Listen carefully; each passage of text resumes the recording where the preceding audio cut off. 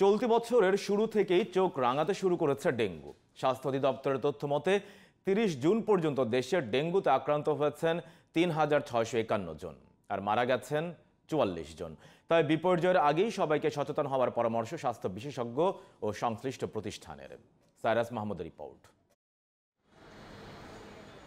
ধীরে ধীরে বাড়তে শুরু করেছে ডেঙ্গু রোগী। এডিস মশার আচরণেও এসেছে পরিবর্তন। 2000 সালে দেশে প্রথম ডেঙ্গু রোগীর তথ্য সংরক্ষণ শুরু হয়। সে বছর শনাক্ত হওয়া 5551 রোগীর মধ্যে মারা যান 93 জন। এরপর মোটামুটি নিয়ন্ত্রণেই ছিল ডেঙ্গু।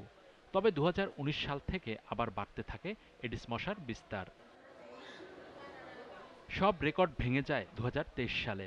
আক্রান্ত হন 3,21,179 জন আর মারা যান 1705 জন। চলতি বছরের শুরু থেকেই চোখ রাঙাতে শুরু করেছে ডেঙ্গু। স্বাস্থ্য অধিদপ্তরের তথ্যমতে 1 জানুয়ারি থেকে 30 জুন পর্যন্ত দেশে ডেঙ্গুতে আক্রান্ত হয়েছেন 3,651 জন আর মারা গেছেন 44 জন।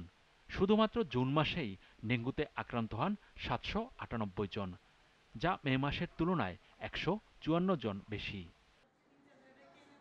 আচরণ বদলে ফেলেছে এডিস মশা। এখন প্রায় সব পানিতেই বেঁচে থাকতে পারে এ মশার লার্ভা। বর্ষাকালে বৃষ্টির পানির সংস্পর্শে এসে লার্ভা থেকে বিস্তার ঘটতে পারে এডিস মশার। তাই বড় বিপর্যয় আসার আগেই সবাইকে সচেতন হওয়ার পরামর্শ বিশেষজ্ঞদের। এই মুহূর্তে প্রতিরোধের জন্য 1 নম্বর উপায় হচ্ছে যে আমাদের মশাকে আমাদের কাছাকাছি আসতে না দেয়া, অর্থাৎ মশার বংশ বিস্তার আমাদের ঠেকাতেই হবে।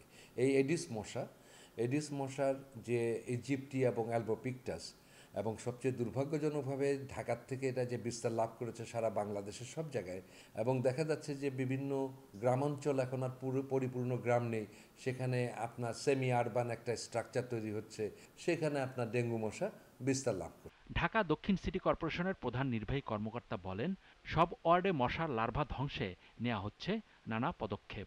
কোনো ওয়ার্ডে গত 1 সপ্তাহে যদি আমাদের রুগী বেড়ে যায়, অর্থাৎ 10টার বেশি রুগী হয়ে থাকে, সেখানে কিন্তু আমরা একটা চিরুনি অভিযান করেছি।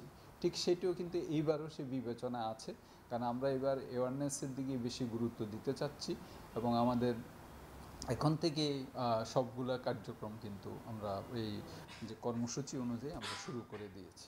এডিস মশার বিস্তার রোধে রাজধানী উন্নয়ন কর্তৃপক্ষ ও সিটি কর্পোরেশনের পাশাপাশি কার্যকর ভূমিকা রাখতে হবে সবাইকে।